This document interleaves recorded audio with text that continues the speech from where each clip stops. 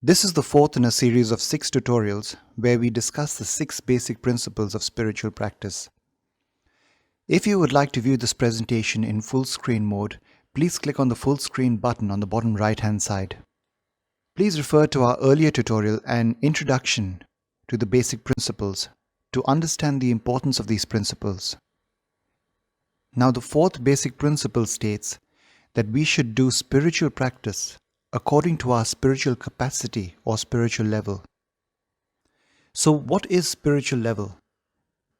The Spiritual Science Research Foundation, also known as SSRF, uses the term spiritual level to describe a person's spiritual maturity or spiritual capacity. SSRF uses a scale between 0% and 100% to describe spiritual level. 0% would refer to the spiritual level of non-living things, while 100% would refer to the pinnacle of spiritual growth for a person, which is self-realization or being one with God. 80% of people in the current era, which is Kali Yuga, also known as the era of strife, fall within the 20% and 35% spiritual level category. Now, according to the science of spirituality, a person who is above the 70% spiritual level is known as a saint. Let's look at a few analogies that will help crystallize this principle.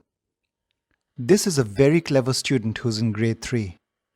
But however bright he may be as a student, he will not be able to sit for his grade 4 exams right away if he has not completed grade 3 and studied grade 4 syllabus.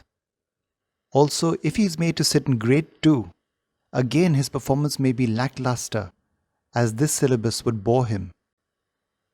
The next step, however, is that once he passes grade 3, he now needs to make efforts to study the grade 4 syllabus in order to move to the next level in his education. Similarly, he needs to then study for higher and higher grade exams. Now this analogy highlights 2 important facets of our spiritual evolution. The first, we practice spirituality best when it is as per our spiritual capacity.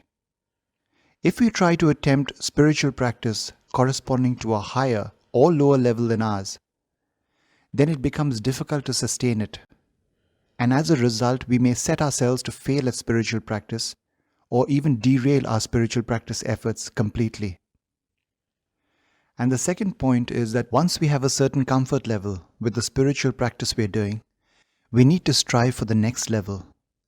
Only then will our spiritual growth be rapid. If not, we get stagnated in our spiritual practice. And as the old adage goes, if we always do what we always did, we will always get what we always got.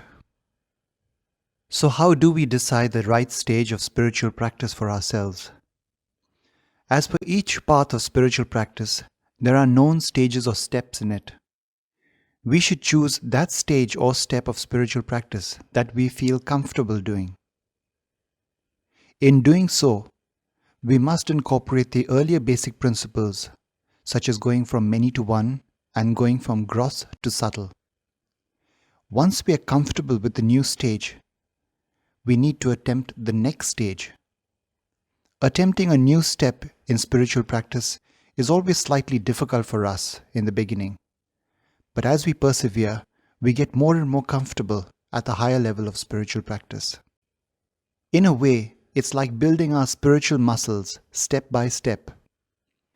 A stepwise increase is applicable to all facets of our life if we want to grow that facet. For example, if we were to look at 2 people falling in love, then from the first attraction, a higher step would be dating only that person, and then finally committing to the person in marriage. So also, let's look at a few steps that signify an increase in our spiritual practice and a resultant increase in our spiritual level or spiritual capacity.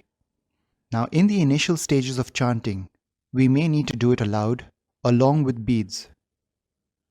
The next step would be chanting aloud but with no beads required. And the latest step would be chanting at a mental level. With regards to how one employs his time, step 1 would be doing spiritual practice whenever there is time. Step 2 would be actually making time for spiritual practice as much as possible. And the next step would be doing spiritual practice on a daily basis. When it comes to giving our resources as spiritual practice, the steps could be donating once a year for a spiritual cause, then monthly, and then giving up part of one's wealth to serve the spread of spirituality. With regards to taking responsibility as part of one's spiritual practice, an initial step could be doing whatever task one is assigned in spreading spirituality. Later would be taking part responsibility for assigning tasks. And an even higher step would be taking responsibility for the entire project. Initially, one thinks only of one's own spiritual practice, and his spiritual practice is limited to just chanting. Later, one starts attending satsang to learn more about spirituality, and at an even later stage, he starts conducting satsang so as to nurture others in their spiritual practice. Do reflect on whether your spiritual practice follows the fourth basic principle.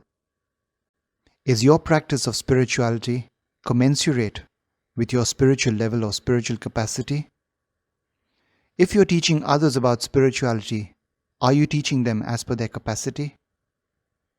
That's all for this presentation. Thank you for joining us.